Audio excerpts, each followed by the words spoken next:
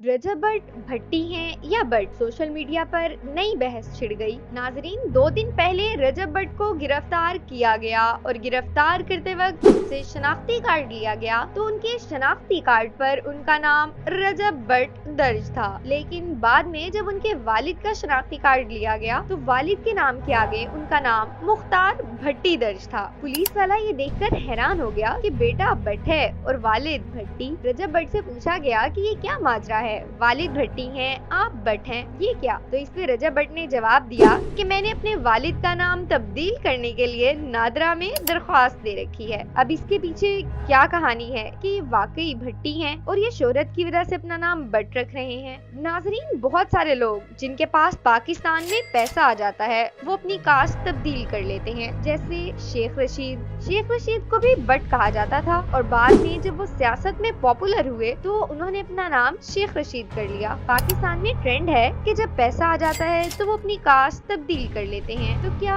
रजब भट्ट भी इसी तरह कर रहे हैं, या वो अपनी कास्ट तब्दील कर रहे हैं, या फिर वो वाकई में भट्ट हैं?